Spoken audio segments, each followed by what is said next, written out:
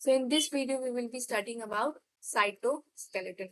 So what is cytoskeleton? So firstly, let us understand जैसे कि हमारा जो सेल होता है उसमें बहुत सारे इस तरीके से आपके फाइब्रस प्रोटीन्स प्रेजेंट होते हैं जो कि सेल में कनेक्शन स्टैब्लिश करते हैं। जैसे कि ये प्लाज्मा मेम्ब्रेन है, ये न्यूक्लियस है, तो न्यूक्लियस को प्लाज्मा मेम्ब्रेन से कनेक्ट करने का काम होगा, या फिर मान लीजिए न्यूक्लियस है तो न्यूक्लियस को जोड़ करके रखने का जो काम होगा, ये सारा काम साइटोस्केलेटन का होता है। तो इसका जो स्ट्रक्चर है ये बेसिकली कि फाइब्रस प्रोटीन से ये बना हुआ होगा जो कि सेल में थ्रू आउट आएंगे। अब इसका फंक्शन क्या है? तो सबसे पहला फंक्शन है कि ये सेल शेप को मेंटेन करके रखेगा। ठीक है, मान लेते हैं सेल का शेप कुछ इस तरीके का है, यहाँ से एक सूडोपोडिया बन रहा है। ठीक है, तो सूडोपोडिया जो यहाँ से आपका बन रहा है, तो ये बनाने का काम भी जो होता है वो साइटोस्केलेटन का ही होता है। ट्रांसपोर्टेशन करवाना है तो हमें मेम्ब्रेन ट्रांसपोर्ट में पढ़ा था कि ट्रांसपोर्टेशन जो होता है उसमें माइक्रोट्यूब्यूल्स जो होते हैं वो इन्वॉल्व होते हैं, तो जो ट्रांसपोर्ट है उसमें भी ये हेल्प कर रहा है। माइटोसिस या फिर सेल डिवीजन के टाइम पे भी ये जो होते हैं ये वर्क करते हैं। ओके, नाउ आगे बढ़े तो अब हमारे पास आता है टाइप्स ऑफ द साइटोस्केलेटन। तो इसमें पहला first microtubule, actin filament and intermediary filament हमारे टाइप्स में आते हैं। तो माइक्रोट्यूब्यूल जो होगा वो एकदम हॉलो होगा। एक एक करके हम लोग इसका पढ़ेंगे, इसको बेसिक्स जानेंगे, फंक्शन एंड देयर टाइप्स। तो सबसे पहले आते हैं तो हमारा आ जाता है माइक्रोट्यूब्यूल। तो माइक्रोट्यूब्यूल जो होता है बेसिकली 25 नैनोमीटर का होगा, डायनेमिक स्ट्रक्चर होगा, मतलब कि ये असेंबली डिसेंबली इसमें रैपिडली होते रहता है और ये ट्यूबुलिन का बना होता है। ट्यूबुलिन में हमारा अल्फा, बीटा और गामा ट्यूबुलिन है, जिसमें से आपका जो अल्फा ट्यूबुलिन होगा वो नेगेटिव होगा और बीटा ट्यूबुलिन पॉजिटिव होगा। और ये वाला जो गामा ट्यूबुलिन होता है इसका स्पेशल फंक्शन होता है, ये असेंबली में हेल्प करता है। मतलब कि जब हमारा अल्फा या बीटा ट्यूबुलिन को जुड़ना है तो जो गामा ट्यूबुलिन है वो बेसिकली आएगा अटैच, एक बेस की तरह बनाएगा, इनिशिएट करेगा प्रोसेस को। इसका जो फंक्शन है it is transportation and cell shape maintain करना। मैंने पहले ही बताया था ट्रांसपोर्टेशन में इसका बहुत बड़ा रोल है। और इसमें एक और चीज कि इनमें जो है ट्रांसपोर्टेशन के टाइम पे यहाँ पे एक काइनेसिन्स और डाइनिन्स जो होते हैं वो काफी ज्यादा हेल्प करते हैं ट्रांसपोर्टेशन में। ठीक है, अब उसके बाद क्या है, अब उसके बाद आगे अगर हम लोग बढ़े तो आगे हमारा आता है कि ये प्लाज्मा मेम्ब्रेन से न्यूक्लियस तक एक्सटेंडेड होगा। अगर स्ट्रक्चर की बात करें तो ये अंदर से पूरा हॉलो होता है, कुछ इस तरीके से पाइप लाइक स्ट्रक्चर होगा। ठीक है, पाइप में आप देख सकते हैं अंदर से पूरा हॉलो है ये आराम से। ठीक है, उसके बाद फिर इसका हम लोग स्ट्रक्चर देखेंगे। तो स्ट्रक्चर अगर समझें तो सबसे पहले होगा इनिशिएशन। इनिशिएशन मतलब कि यहाँ पे कुछ एक कॉम्प्लेक्स बनाना होगा जिससे अल्फा बीटा ट्यूबुलिन होंगे वो बाइंड करेंगे। यहाँ पे हमारे पास आ गया MOC. MOC is actually a particular centre और रीजन जहाँ पे माइक्रोट्यूब्यूल ऑर्गेनाइज होते हैं, तो इसलिए हम लोग उसको कहते हैं माइक्रोट्यूब्यूल ऑर्गेनाइजिंग सेंटर। यहाँ पे जो गामा आपके गामा ट्यूबुलिन होते हैं, तो गामा ट्यूबुलिन जो होगा कुछ इस तरीके से, इसका शेप आपको दिख रहा है यहाँ पे, इस तरीके से ये है। ठीक है, ये कॉम्प्लेक्स एक बना लेंगे, एक डिस्क शेप का कॉम्प्लेक्स इस तरीके से यहाँ बनाएंगे जिसको हम लोग गामा ट्यूबुलिन कॉम्प्लेक्स कहेंगे। अब यहीं से आगे जो होगा आपका इलोंगेशन वाला प्रोसेस होगा। तो इसमें क्या होता है, ये हमारे पास बेस बना हुआ है, अब इससे जुड़ेंगे alpha and beta. Alpha beta जो होते हैं वो एक ऑल्टरनेटिवली अरेंज होते हैं, जैसे अल्फा बीटा फिर अल्फा बीटा फिर अल्फा बीटा, कुछ इस तरीके से ये कॉम्प्लीमेंट्री यहाँ पे अरेंज होता है।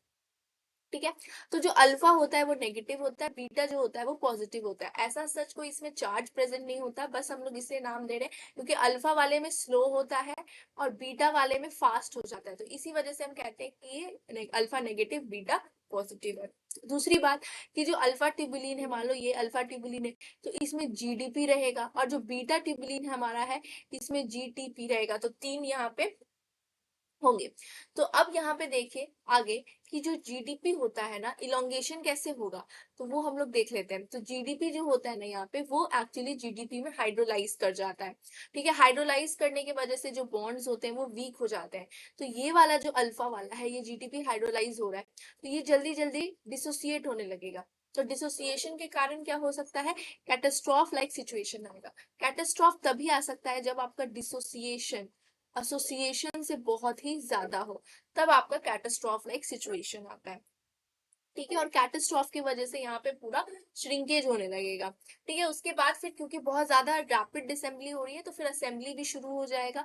जो हमारा बीटा है फिर उससे अल्फा जुड़ने लगेगा, और फिर यहाँ पर से फिर गामा फिर अल्फा जुड़ने लगेगा, फिर बीटा जुड़ने लगेगा, ऐसे असेंबली होने लगेगा।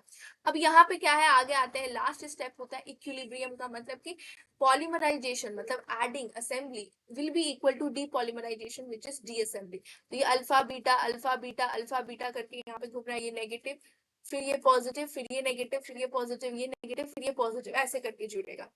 फिर यहाँ पे आपका देखिए, यहाँ पे 13 प्रोटोफिलामेंट्स है, 13 प्रोटोफिलामेंट से मिल करके बना होता है हमारा ये। ठीक है, तो 13 प्रोटोफिलामेंट से मिल करके बना होता है, और ये पूरा ये हॉलो है, यहाँ पे ये पूरा हॉलो है। ठीक है, तो ये आपको दिख रहा होगा, ऐसे करके बनेगा ये। अब इसमें एक बहुत ही इंपॉर्टेंट स्ट्रक्चर जो कि माइक्रोट्यूब्यूल्स बनवाते हैं, that is actually your flagella. Flagella में भी 9+2 अरेंजमेंट यहाँ पे आपको देखने को मिलेगा। अब इसमें अगर हम देखें कि कौन कौन से ड्रग्स हैं, देखिए जब भी कैंसर के केसेस में हम लोग को क्या चाहिए कि सेल डिवीजन ना हो, तो उस समय हम लोग को माइक्रोट्यूब्यूल्स का फॉर्मेशन रोकना पड़ेगा स्पिंडल फाइबर असेंबली के लिए। ठीक है, तो उस केस में हम लोग क्या करेंगे, कॉल्शिमाइड, कॉल्सिशाइन, फिर टैक्सोल का यूज करेंगे। कॉल्सिमाइड और कॉल्सिशाइन जो होते हैं वो बाइंडिंग इनहिबिट करते हैं। ठीक है, ये बाइंड कर जाते हैं basically microtubules and they inhibit there formation. Taxol जो होते हैं वो माइक्रोट्यूब्यूल्स को स्टेबलाइज करके रखते हैं, एंड हेंस उनका फॉर्मेशन, जो सेल का डिवीजन है, वो आगे जाकर के रोक देते हैं। नेक्स्ट, जो सेकेंड टाइप है हमारे माइक्रोट्यूब्यूल का, दैट इज माइक्रोफिलामेंट। माइक्रोफिलामेंट जो होता है वो 7 नैनोमीटर का होगा, काफी ज्यादा थिन और फ्लेक्सिबल होगा, semi solid gel like structure इसका होगा। ठीक है, और ये एक्टिन से बना होता है। एक्टिन जो होता है ये बेसिकली मसल्स में भी होता है, बट हमारे सेल में भी एक्टिन फिलामेंट्स प्रेजेंट होते हैं just beneath the plasma membrane. तो ये प्लाज्मा मेम्ब्रेन, इसके जस्ट बीनीथ यहाँ पे आपको माइक्रोफिलामेंट्स या एक्टिन फिलामेंट्स देखने को मिल जाएंगे। और ये जो एक्टिन फिलामेंट्स होंगे, इनका बहुत ही इंपॉर्टेंट फंक्शन है सूडोपोडिया और विलाई फॉर्मेशन में। जैसे मान लो कि ये हमारे पास सेल है, ठीक है, तो ये जो सेल होगा इसके एक्टिन फिलामेंट्स इसको ऊपर खींच करके लाएंगे, और इस तरीके से जो वेसिकल टाइप का फॉर्मेशन है वो बना देंगे, हेंस सूडोपोडिया या फिर विलाई का फॉर्मेशन होगा। फिर आते हैं इनगल्फिंग में। तो इनगल्फिंग में भी सूडोपोडिया का फॉर्मेशन नेसेसरी है, तो एक्टिन फिलामेंट ही ना इसको खींच रहे हैं यहाँ से, सो इसी वजह से इनगल्फिंग में भी दे विल हेल्प। और इसके पहले जो हम इसके बाद आई गेस या फिर इसके पहले मैंने डाला होगा video about the transportation of plasma membrane, तो उसमें हमने इनगल्फिंग के बारे में पढ़ा था। फिर आते हैं मूवमेंट में। तो मूवमेंट में भी काफी ज्यादा हेल्प करता है माइक्रोफिलामेंट, सेल शेप को मेंटेन करने में और सेल को मैकेनिकल सपोर्ट प्रोवाइड करने में, because it is located just beneath the plasma membrane. Okay, now अब हम लोग इसके स्ट्रक्चर के बारे में जान लेते हैं कि स्ट्रक्चर कैसा होता है प्लाज्मा मेम्ब्रेन का। तो structure actin, sorry not plasma membrane but actin filament, तो ये दो टाइप के यूनिट से बना होगा। एक होगा जी एक्टिन जो कि मोनोमर होता है, यही मोनोमर जब आगे जाकर के, सॉरी जब आगे जाकर के पूरा ऐसे जुड़ जाएगा, ठीक है, तब ये बना देगा फिलामेंटियस एक्टिन जो कि लंबा लंबा चेन टाइप का होगा। अब ये जो फिलामेंटस एक्टिन होता है ये डबल स्ट्रैंडेड टाइप का होता है, और इसको 166 डिग्री हम लोग रोटेट कर देते हैं, मोड़ देते हैं। ठीक है, अब उसके बाद आते हैं कि इसका स्ट्रक्चर है, तो इसका फॉर्मेशन आखिर हो कैसे रहा है। तो सबसे पहले होगा न्यूक्लिएशन का प्रोसेस। न्यूक्लिएशन में क्या कर रहे हैं हम लोग, इनिशिएशन करेंगे। इनिशिएशन में यहाँ पे एक फॉर्मिन करके आपका प्रोटीन होगा जो कि एसोसिएट करेगा एक अनदर प्रोटीन से, जिसको हम लोग कहेंगे प्रोफिलिन। अब ये जो प्रोफिलिन होता है वो एटीपी और एडीपी का स्टिमुलेशन कर देता है, जिसके कारण ये बाइंडिंग शुरू कर देते हैं एक्टिन का। तो हमने माइक्रोट्यूब्यूल में देखा था कि जीडीपी जीटीपी यूज हो रहा था, बट यहाँ पे एटीपी और एडीपी यूज होगा। तो अब आते हैं कि इलोंगेशन करना है। तो इलोंगेशन करना है तो मैंने बताया था कि यहाँ पे डबल स्ट्रैंडेड डीएनए का फॉर्मेशन होगा। तो ये जो यहाँ पे आपको डबल स्ट्रैंडेड दिख रहा है, तो ये वाले एंड को हम लोग नेगेटिव मान लेंगे, ये वाले एंड को हम लोग पॉजिटिव मान लेंगे। तो नेगेटिव एंड हमेशा अनस्टेबल होगा, स्लो होगा, टाइटली ज्यादा पैक्ड नहीं होगा, यही से डिसोसिएशन जो होगा वो होगा। और एटीपी की तरफ जो है वो आगे ये जो चेन है ये बढ़ते जाएगा। ठीक है, so trade milling is another phenomena जो कि इंपॉर्टेंट है। तो ये बेसिकली कहता है कि ये जो स्ट्रक्चर होता है काफी ज्यादा डायनेमिक होता है। ठीक है, मतलब कि इसमें असेंबली डिसेंबली दोनों होते रहता है। ठीक है, और इलोंगेशन करवाने के लिए एक कॉम्प्लेक्स है जिसका नाम है R2/3 कॉम्प्लेक्स, ये होगा जो कि इसमें ब्रांचिंग करवाएगा। तो मतलब कि हमने जो फिलामेंटस यहाँ पे बनाया इसको फिर हम 166 डिग्री रोटेट भी कर देंगे। फिर लास्ट फेज आएगा आपका स्टीडी फेज, जिसमें जो मोनोमर्स होते हैं ये काफी ज्यादा कम हो जाते हैं। ये वाले जो मोनोमर्स थे ये कम हो जाएंगे हमारे सेल के अंदर, जिसके कारण ये क्रिटिकल कॉन्सेंट्रेशन रीच करेंगे, और जैसे ही क्रिटिकल कॉन्सेंट्रेशन रीच करेंगे पॉलीमराइजेशन डीपॉलीमराइजेशन के इक्वल हो जाएगा, और यहाँ पे जो प्रोसेस होगा वो रुक जाएगा, स्टॉप हो जाएगा। ठीक है, तो अब आगे अगर हम देखें, ठीक है, तो यही तक था हमारा ये वाला माइक्रोफिलामेंट। नेक्स्ट जो फिलामेंट है वो है इंटरमीडिएट फिलामेंट। इंटरमीडिएट फिलामेंट थोड़ा सा इससे बड़ा होता है, 10 to 12 नैनोमीटर का होगा ये, और इसमें 65 डिफरेंट टाइप्स ऑफ प्रोटीन्स है। इन प्रोटीन्स को हमने 6 ग्रुप्स में बांट के रखा है, 1 2 3 4 5 एंड 6। ठीक है, कैसे कैसे डिवाइडेड है, तो फर्स्ट और जो सेकेंड टाइप है ये एक फिलामेंट एक कैटेगरी में आता है जिसमें बना होता है केराटिन। तो जो केराटिन है वो आपको फर्स्ट और सेकेंड में देखने को मिलेगा, और ये कहाँ प्रेजेंट होगा, एपिथेलियल सेल्स में। केराटिन कहाँ प्रेजेंट होता है, हेयर और नील्स वगैरह में, तो ये फर्स्ट और टू यहाँ पे प्रेजेंट होगा।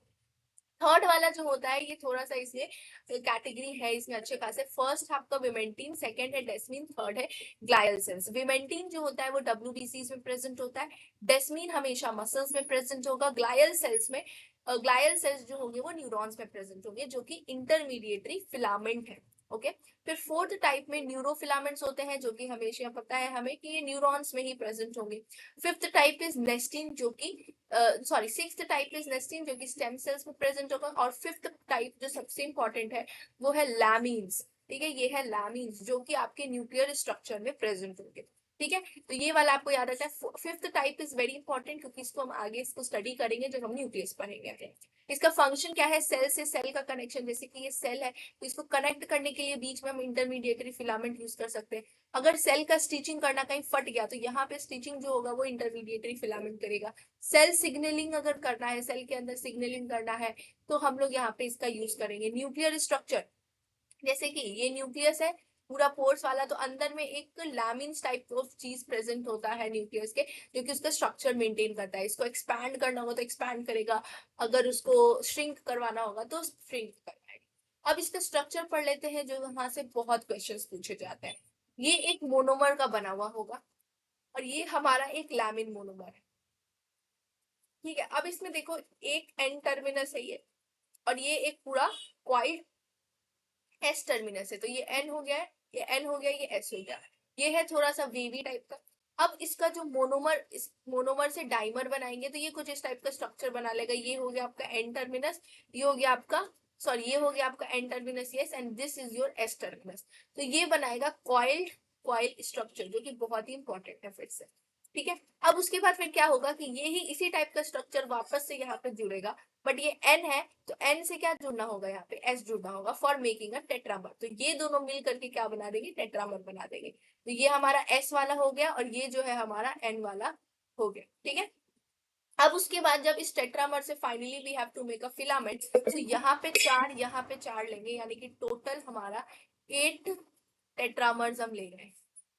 8 टेट्रामर्स अगर हम लोग लेते हैं तब जाकर के हमारा एक फिलामेंट बनता है। तो 1 2 3 4 5 6 7 1 2 3 4 5 6 7 8 8 यहाँ पे हमने लिया है, और ये आठों मिल करके क्या बनाने वाले हैं, ये एक रोप लाइक स्ट्रक्चर हमें बनेगा, जिसको हम लोग कहेंगे इंटरमीडिएट फिलामेंट्स। तो यहाँ पे you can see that this is your N, this is your S. तो सी से क्या जुड़ रहा है, यहाँ पे एन, यहाँ पे सी और ये एन है, तो ये एक टेट्रामर बन गया, राइट। उसके बाद फिर ऐसे करके ये पूरा जो है यहाँ पे आपको यूनिट्स में देखने को मिलेगा। ठीक है, इसका मॉडिफिकेशन करना हो तो हम फॉस्फोराइलेशन से इसका मॉडिफिकेशन कर सकते हैं, या फिर प्रोटीजेस वगैरह यूज करके इसका फॉस्फोराइलेशन कर सकते हैं। ठीक है, so with that being said we have completed our intermediatory filaments, the microfilaments and also the microtubules. तो ये इसका जो स्ट्रक्चर था, it is very very important. So please, thank you for watching.